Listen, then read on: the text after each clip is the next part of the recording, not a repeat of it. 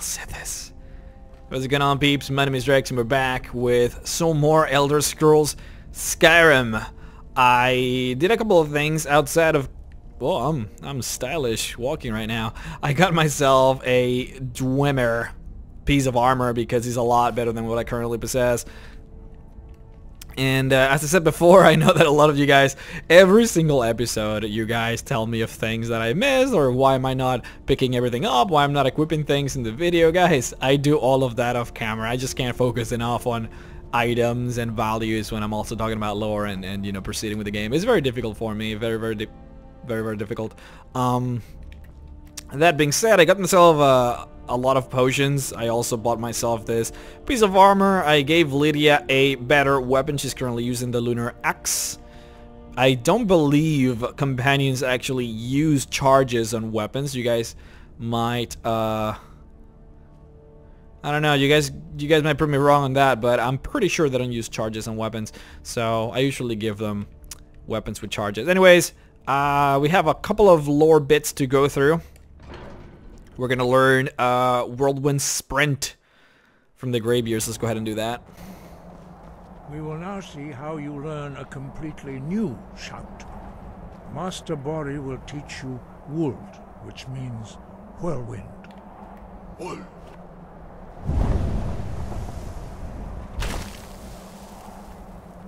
You must hear the word within yourself before you can project it into a thum.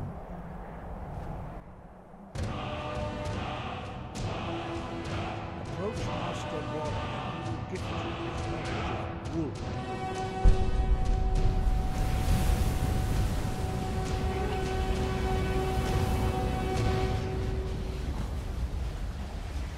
Now we will see how quickly you can master a new shout.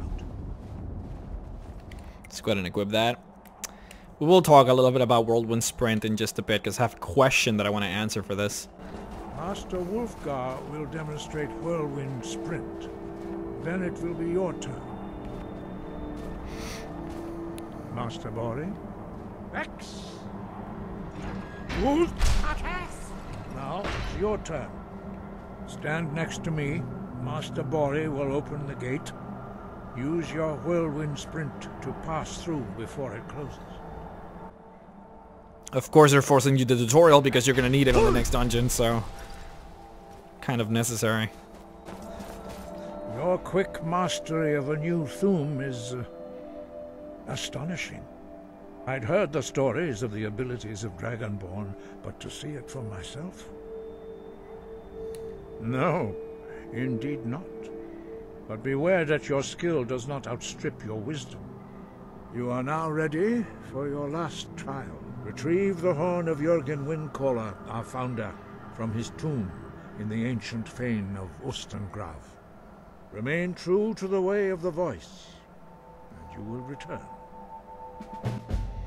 Alright. Wind guide you. Same thing, brother. So the gaming bear, the gaming bear asks, why are there so many shouts that aren't used or meant for dragons? And then he uses slow time and whirlwind sprint as examples.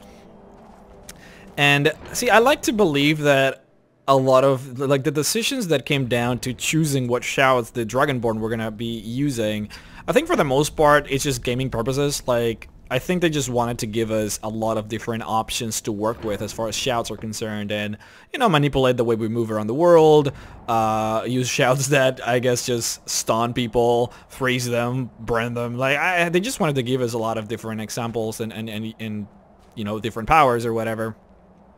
Now that being said, I believe there are... Oh, there's a Shrine of Talos here.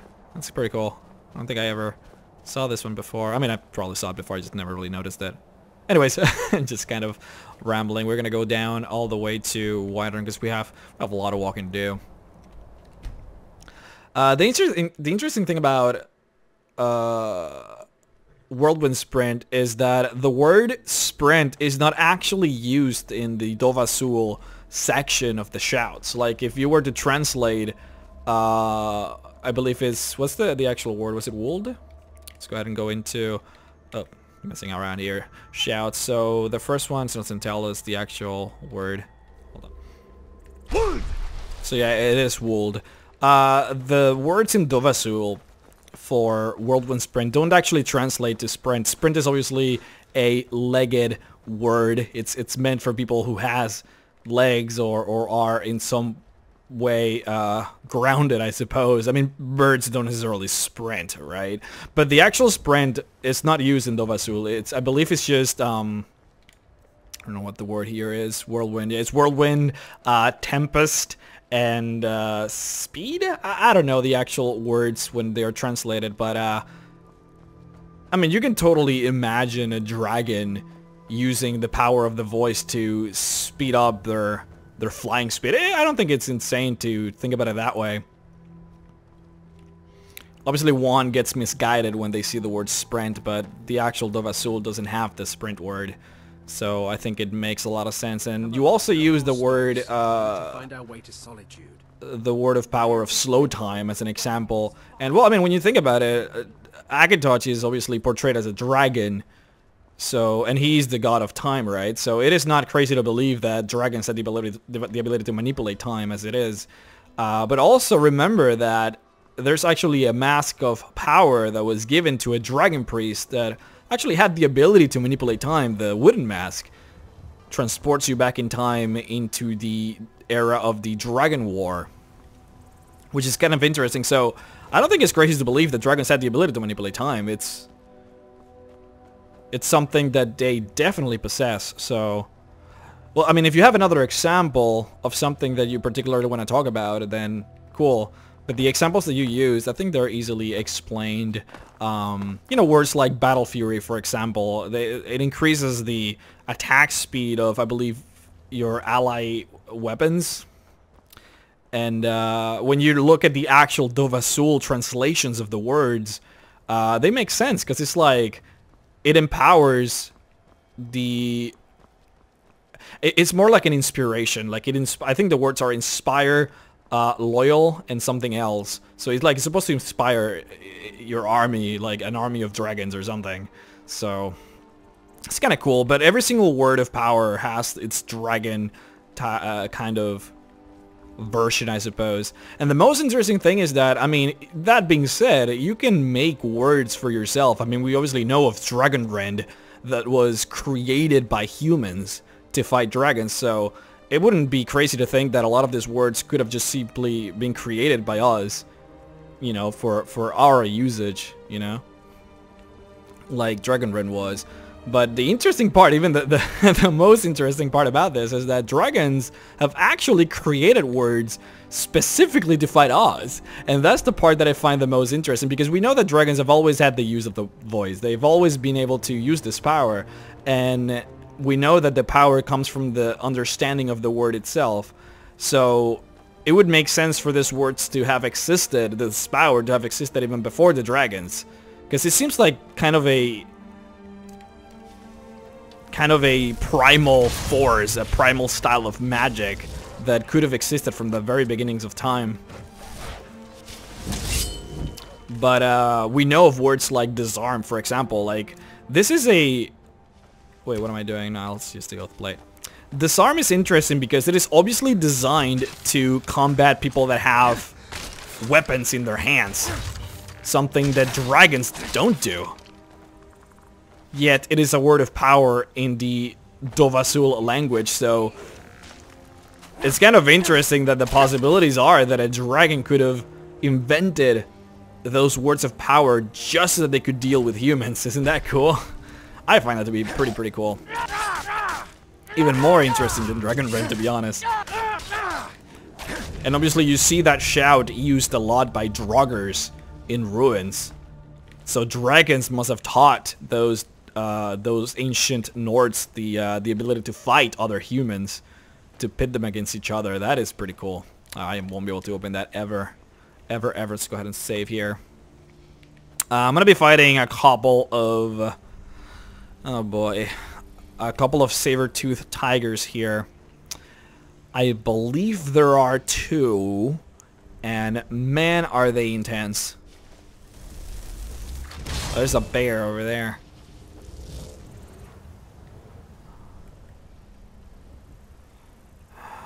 This is not good. Alright, he already saw me. That's good. I don't want to get closer. I want him to get closer. Frog Razor asks, I've been really focusing on the Dark Brotherhood quest line lately, and they keep saying stuff like, send him to the Void, or he is now in the Void. Oh boy. Then he asks, is the Void Aetherius, or is it something else entirely? Because I know that Sithis is not an Daedra, but he didn't help in the construction of Nirn, so would that make him a Daedra? No. Daedras are... Oh boy. Oh boy. Lydia! Lydia! Oh god. I do not know where my girl is. But for some reason she's not here. Man, this is a very loaded question. Very, very loaded. So, from the get-go, Sithis she created the Daedras. She created the Aedras. She in fact created everything. At the beginning of time, there was Anu and Padome. Padome is Sithis, of course. Now, oh, there she is. We don't really know exactly what they are. I mean, a lot of races portray them as actual sentient things, you know, like actual living spirits or gods that have thoughts and are self-conscious and can actually do things, while other races portray them as just simply state of existences, like the universe, right? And in real life, we have our universe, and the universe is made out of things like antimatter and I don't know, whatever else the universe is made out of. But in this world, we know that Aetherius is pretty much made out of magicka. Like, imagine if magicka existed as a thing, as a collection of... Just imagine a world created with magicka, pretty much. Just literally all magicka. That's what Aetherius is. And then the Void is like the opposite of that. Whatever the opposite of magicka would be, or just the lack of it thereof, that's the Void, right? So we know that the Void and Aetherius are completely opposite things. Whatever it is that they are made out of, they are the opposite of each other. One constitutes standstill, order, and, I don't know, restriction. And then the Void is the opposite of that, which would be chaos and disorder and emptiness, right? So they are from the get-go opposite to each other, so they have to be different things. We know that souls naturally go to Aetherius. If you die, your soul gets sent to Aetherius. That's just what it is. That's just what happens. Aetherius is, I mean, one has to guess that because humans and elves and every entity here in Nirn was created from Daedras, that naturally everything that is made in Nirn goes automatically to the place of Daedras, which is Aetherius. So when you are a part of the Dark Brotherhood and you're actually killing for Sithis, and their souls get sent to the Void, that is strange. Souls are naturally sent to Aetherius, yet as a Dark Brotherhood you're sending them to the Void. How does that work? Well, it is very likely that when you are fulfilling a contract for the Brotherhood, you're actually binding the soul of every single person you kill and sending them somewhere else. Almost like you're condemning a soul to, instead of going to Aetherius, to be sent to the Void. You know, almost like you're signing a contract for the other person. It's kind of an assholey thing to do. But that's the thing, we don't really know exactly what does that entail. Sending a soul to the Void, what does that mean? What does that do? Is Sithis cruel to the souls that she possesses? I'm assuming. It's easier to say Sithis is a she, but you know, whatever. Is she cruel to the souls? Is she nice to the souls? We don't really know. I mean, the Dark Brotherhood obviously talks about it being nice and warmth and being embraced by Sithis, and it's something that they look forward to. So maybe it's not bad at all. Maybe it's a good thing. Or maybe it's nothing. Maybe it's just an absolute nothingness over there. We don't really know. The fact of the matter is, I find it very interesting that naturally souls do go to Aetherius, yet for some reason, when the Dark Brotherhood talks about killing people, they don't say Aetherius, they say to the Void. So it's almost as if you're fulfilling a contract for their souls, punishing their souls and sending them somewhere else, which is interesting. But the most interesting part, though, and there's a lot of interesting things about this, as you can tell, I'm pretty excited about this topic, is that... sorry about that.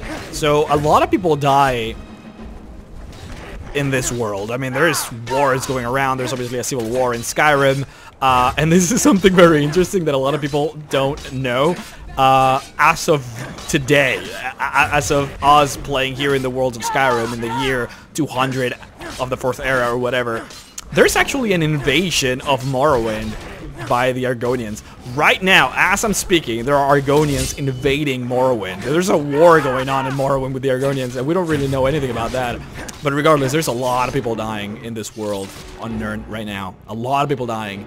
So you would think that if souls were being sent to the Void as well as Aetherius, that Sithis would be satisfied. But the fact that she's not satisfied and she's opening up contracts for people to die so that they can be sent to the Void, I'm inclined to believe that I think souls just don't get naturally sent to the Void, and she wants souls. I find that very interesting. Anyways, it's a very interesting question. I mean, full answer, Frog, I don't know. I mean, we can only deduce things, right? Just based on what we're given. But, what I can definitely tell you is that, Sithis is not a Daedra. She created the Aedras and the Daedras. The Daedras are, those born out of the, blood of Sithis only, whereas the Aedras are those born of the blood of both Anu and Sithis. So the Aedras have what you would consider some good in them, while the Daedras have all chaos. It's obviously, you know, depending on point of view, is like, just because you have chaos in your heart doesn't mean that you're only a bad person, right? We have a lot of really good Daedras. Of course, we have Jigaleth, which is the Daedra of order. You know, so he's like the most Anu Daedra that there is, literally representing order, right? So that's interesting. We have good Daedras, we have bad Daedras regardless, right? So, I mean, we humans have both good and bad in us, and there's still a lot of good people. But,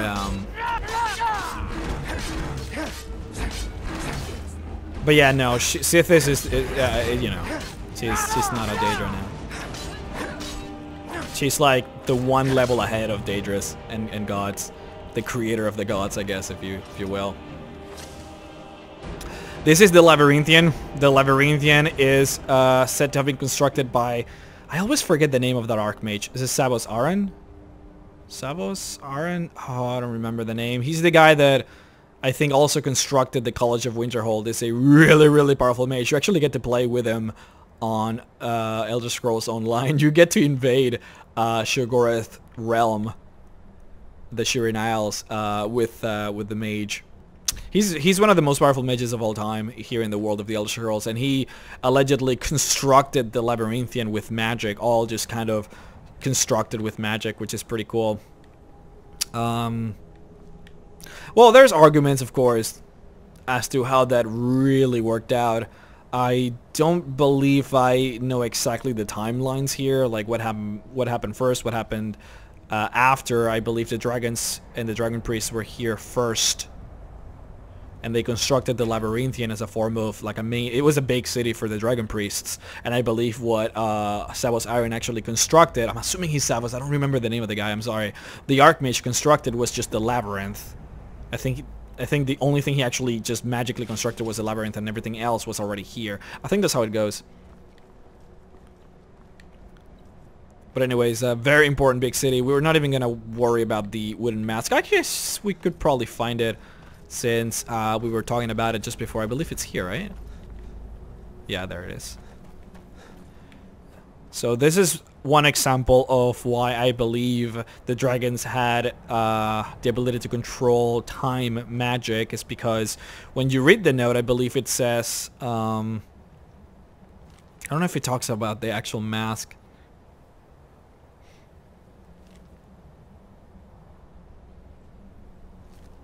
Not really sure. I don't think I want to pick it up, but I just wanted to show it. The mask takes you back to in time if you equip it here only, which is pretty cool. So this is how the Labyrinthian was supposed to look like in the first era. Sadly, we can't really go out. Even if I were to cheat, which I guess I can show you guys, just for the sake of learning, I can show you guys there's nothing outside, so there's no actual way of leaving. Game designers didn't intend for you to leave it. So there you go. But just cool stuff. Just magic.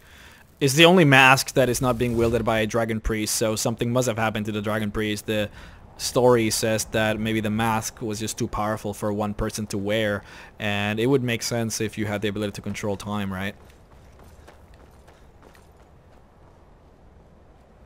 Anyways, the concept of having magic to construct cities kind of does tie us up to the next question asked by Pid Doken. He asks, wait a minute. So, and I can't really read it right now, but it's a very long question. But he asks, or more like he says, because we talked about on the last episode how the Red Guards that came from Yokuden, how they pretty much annihilated and destroyed the Left-Handed Elves in Yokuda.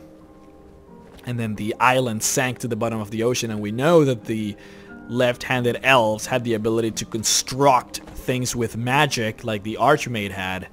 And he says, and this is a very interesting theory that I love, he said, what if the Left-Handed Elves actually constructed the island?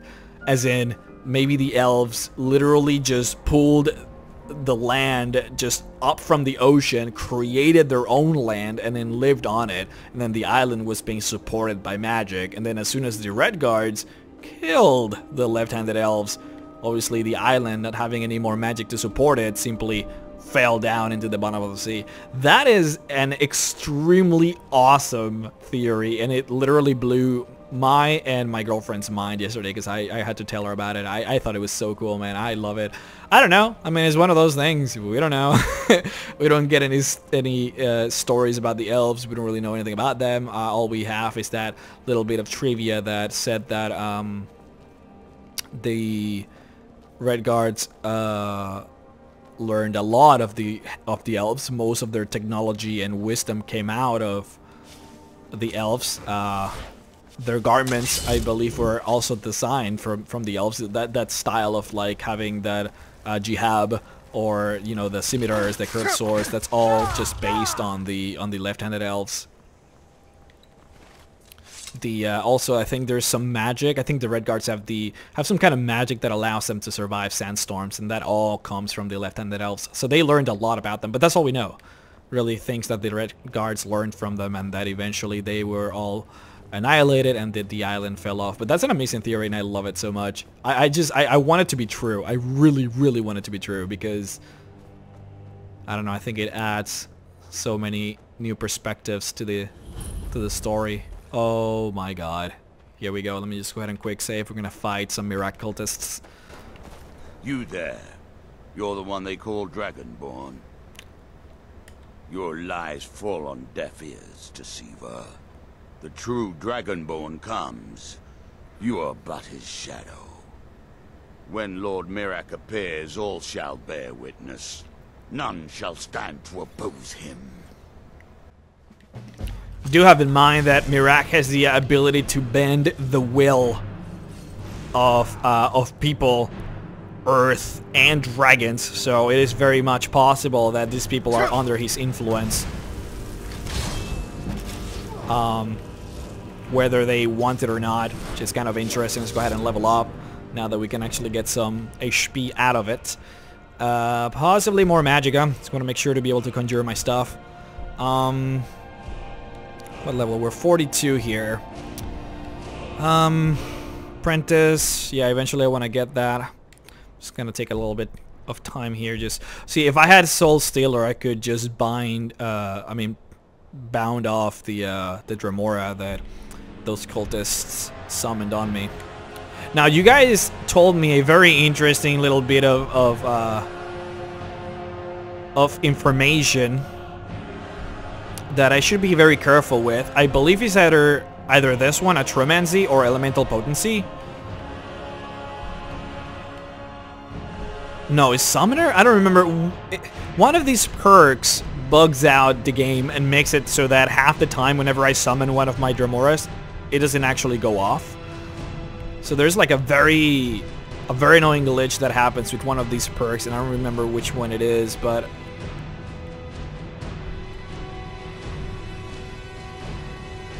But either way, I mean, at some point I'm gonna have to get them, right? I can raise them twice as far away, doubles the duration of Aetherius. They're more powerful, and I can do 2. I guess I could go the Dark Souls, Twin Souls side of things. Sorry, I'm just taking too long here, I know. I'm just gonna get the Apprentice for now. But yeah, these guys are definitely under the... I would assume they're under the influence to be willing to come all the way here and possibly die hunting for Dragonborns.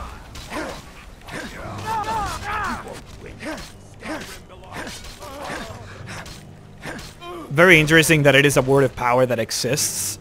The ability to control other dragons. You would think that dragons would be okay bending the will of humans. It is something that obviously they wanted to do since the beginning of time, to be able to dominate all the humans and do whatever they wanted in the world. But there's also a word of power to dominate other dragons, and this is something that comes back to Alduin. A lot of people believe in Alduin. A lot of people follow Alduin and submit themselves to him voluntarily, but there has to be a lot of dragons that don't. Dragons that do not want Alduin to rule. And it's interesting because when you do kill Alduin and you see the other dragons speak to you in their tongues, there's actually, and I talked about this before, dragons that say, yes, Alduin has been defeated. And it's important because there's a very particular sentence that one of the dragons say, and I'm going to paraphrase here, of course, but the dragon says something along the lines of, his shout, his voice has been silenced. And then he celebrates. And it's very interesting because there is a possibility that Alduin might have just been mind-bending, mind will? What was it? I don't remember the name of the shout anymore. Will mind or something? There's a possibility that Alduin might have just been mind-controlling a lot of these dragons to do his will. And I find that so cool that a dragon has the ability to do that, but obviously other dragons don't necessarily can for Alduin, right? The power that Alduin must have possessed must have been like grandiose. I believe there's a skeleton here. It's one of these stones has like a dead skeleton in it. There it is. Just random. So random. And our last question is by Linus Larson, and he asks, a quick question, how does an era begin and end? Saying that there were several eras, most likely different lengths each. How did each end and a new one begin? Only asking because I'm a noob to lore and such.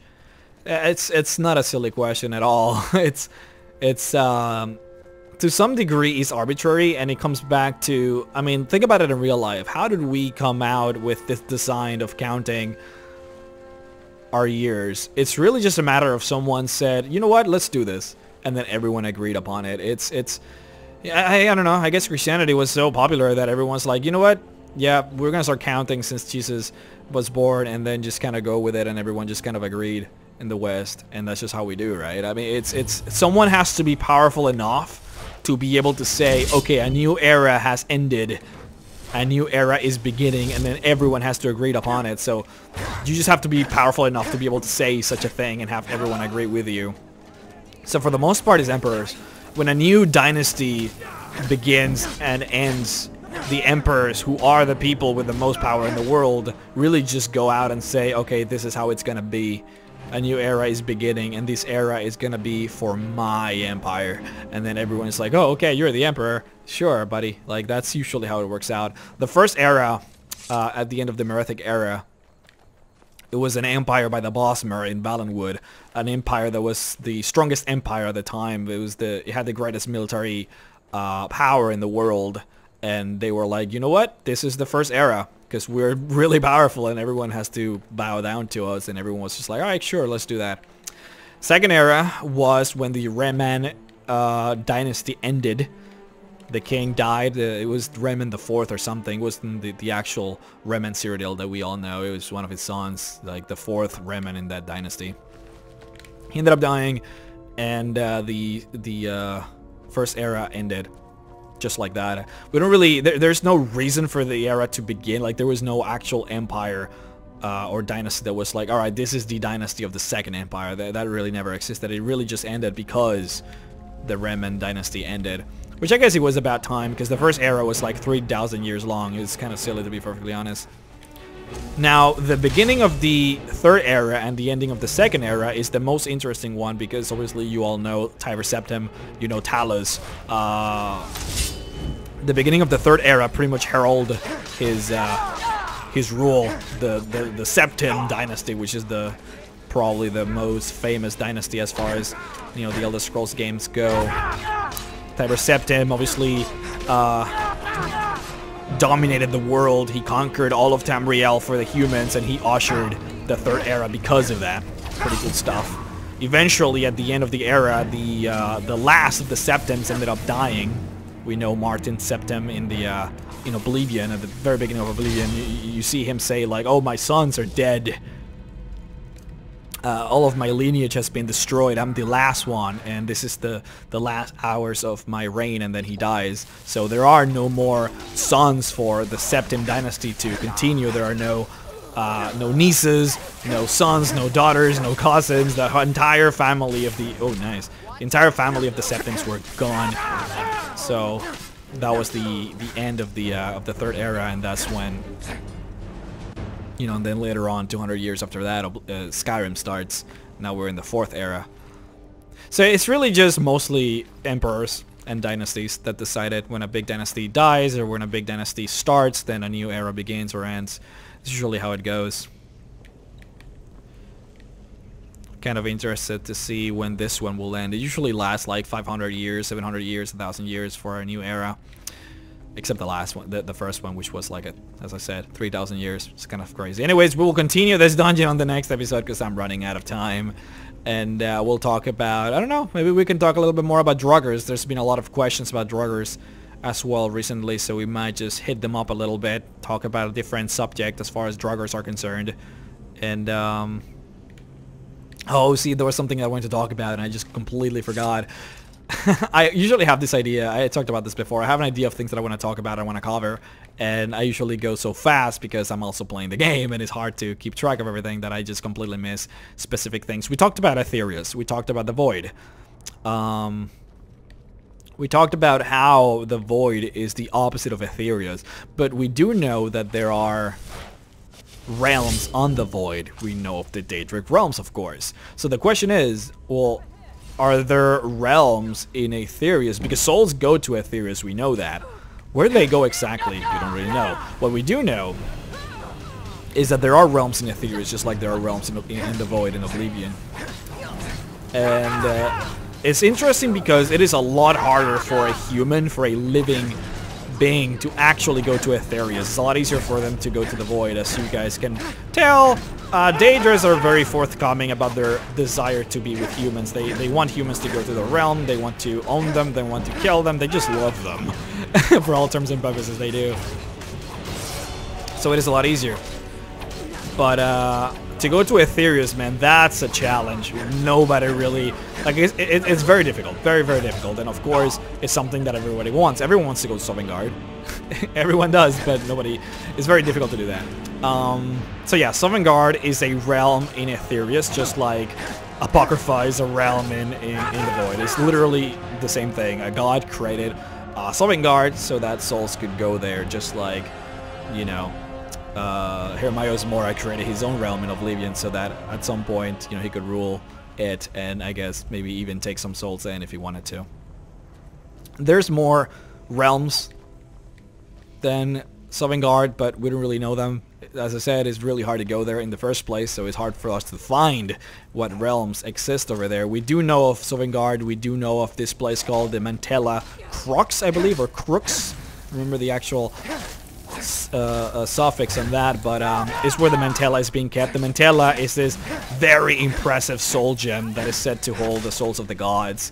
Of course, we know of normal soul gems, which can hold lesser beings like animals and druggers and, you know, things like that. We know of the more powerful black gem, black soul gem, which can hold the souls of powerful beings like humans. And we obviously know of Asura's star, which can hold any type of soul. Well, the Mantella is the next level soul, which can hold the souls of the gods. And it was the soul gem that was used to fuel Numidium